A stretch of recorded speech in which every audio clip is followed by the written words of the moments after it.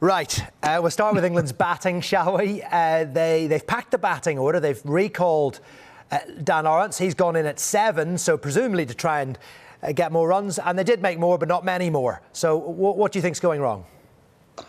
Yeah, I mean, first of all, I thought this was an excellent pitch. After criticising last week's pitch, I thought there's nothing wrong with this one. I thought it was perfect, almost for Test cricket. The ball went through with the seamers, spun a little bit, gave them something, but as Ben Stokes showed, there's a chance to score runs in it. So that's the first part of it. And England's batsmen almost looked like they'd planned all week since losing that 2-day Test match. That gives you a bit of extra time to think about it, to start planning. They think, how are we going to play on a surface like that? How are we going to play on a pitch that's ragging square from ball 1? But actually, it wasn't that type of a pitch. But before they realised that, they were 3 wickets down.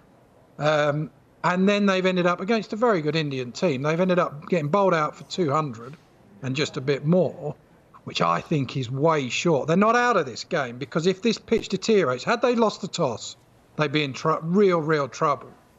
But they're a long way behind in the game. But the fact is that if India have to bat last on that pitch, who knows, there's a chance. But that's not been a good day for England.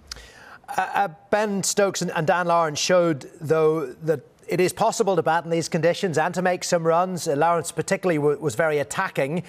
Do you think that's the right kind of approach for batsmen, to try and take the attack back to the bowlers and not let it all have their own way? I thought actually probably the last wicket was more of one where you had to try and just throw counter punches and try and attack. This one you just play. You just play in your nature, whatever works for you. It's not one of those pitches where you were going to get a ball. The game before, you thought, you block one, the next one's going to rip and you'll end up getting out. So you may as well try and get as many as you can before that happened. This one actually looked more like it did in the first Test match, where you just go to good, normal batting, whatever that looks like for you. For Sibley, it's someone who looks to hang around. For Ben Stokes, he's more aggressive. For Dan Lawrence, the same. So, you get a start on that pitch. This is the day where you needed to make it 100. Where actually your pass score as a team is over 350, where you have your time again, you say, right, you want 350, 400, and then you boss the game. Now they're chasing it. Yeah, clearly confidence in the batting lineup is a problem, perhaps a hangover of the last couple of matches. And of course, that young bowler, Axar Patel, what a start he's had in Test matches. England clearly struggling to play him with his pace and his bounce for a spinner. What's he got, 22 Test wickets, Rob? And this is his 3rd Test match. How exciting is he for India? I think he's a brilliant bowler. I mean, he's been more of a threat. You would imagine that actually they're thinking more about him, England's right-handers in particular, than they are Ashwin, which is extraordinary, really, when Ashwin's such a good bowler. But I think he looks so tough. All us batsmen, whether you're a great batsman or an ordinary batsman like I was, the pace, if you can bowl quick as a left-arm spinner and you can still spin it, you are a real threat. And you've got control. So you don't bowl full tosses. You don't release any pressure in these conditions. And this was his best spell of bowling, I thought, because he didn't have everything in his favour.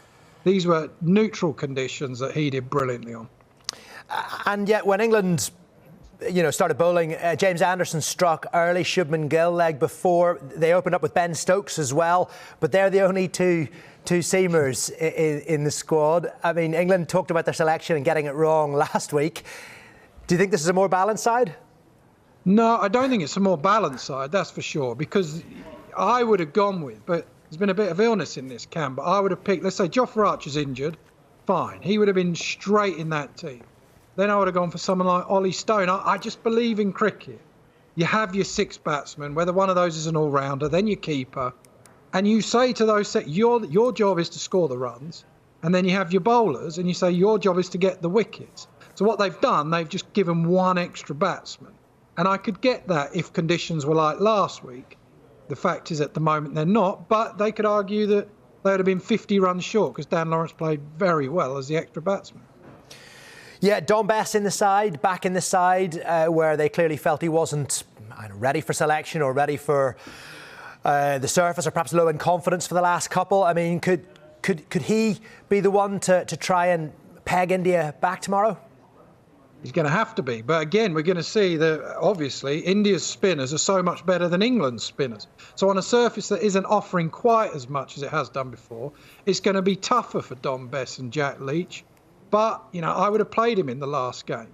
So Dom Bess, this is the problem with their attack. In the games before, when he's had 3 seamers, plus Stokes maybe, but certainly 3 seamers, he has a fullback. Now England's spinners, they have to do it on here. There's no Jimmy Anderson can bowl a bit, Ben Stokes can, but they've gone one bowler shorter. They have to deliver.